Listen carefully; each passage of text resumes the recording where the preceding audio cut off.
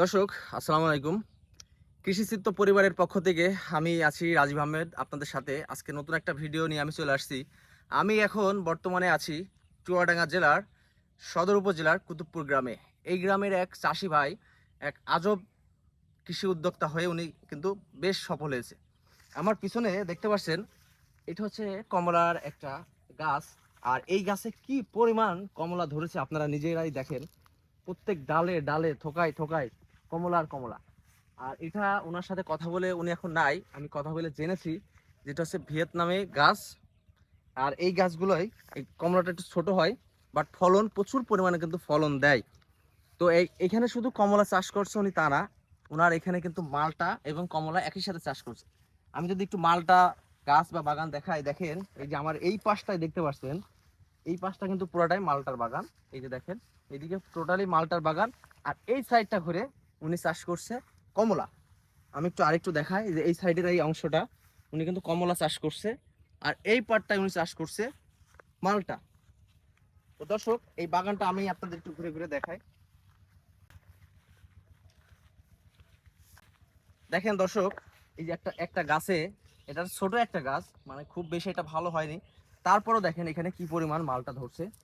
আর এই মালটাগুলো হচ্ছে চায়না মালটা। আর কমলা যেটা বললাম সেটা হচ্ছে ভিয়েতনামি কমলা। দর্শক, এখন দেখতে পাচ্ছেন এই যে এগুলো হচ্ছে মালটা। আর এই গাছটায় এত পরিমাণ মালটা ধরছে, এগুলো কিন্তু এখনো পরিপূর্ণ হয়নি। এই মালটাগুলো পেকে গেলে কিন্তু এই গাটা একেবারে হলুদ হয়ে যাবে। তখন তিনি কিন্তু এই গাছ থেকে এগুলো সংগ্রহ করবে। দেখেন, মানে চাষ কত সুন্দর আর কি, মানে কত অদ্ভুত। উনি এত সুন্দরভাবে এই অংশটাই আর কি উনি কমলা চাষ করছে, আর এই পাশের এই অংশটাই উনি মালটা চাষ করছে।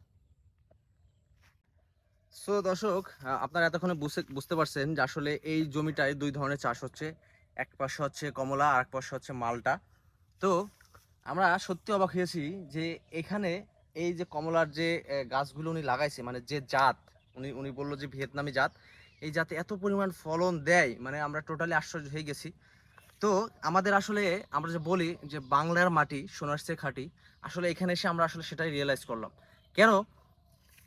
আমরা সবাই জানি যে এই ফলগুলা বিদেশি ফল, আমাদের দেশে এগুলো চাষ আমরা কল্পনাও ভাবিনি। এখন থেকে 5-7 বছর আগে আমরা বাস্তবেও চিন্তা করি না যে আমাদের দেশে এইসব ফল হবে।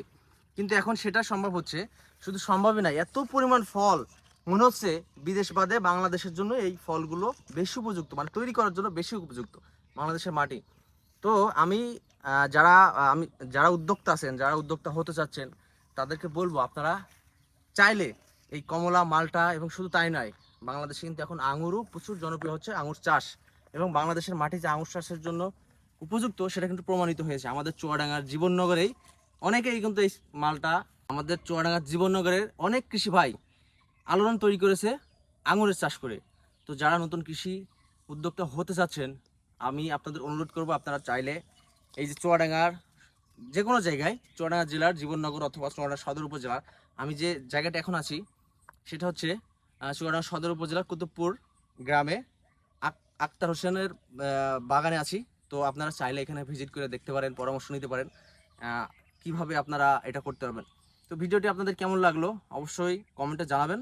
ধন্যবাদ।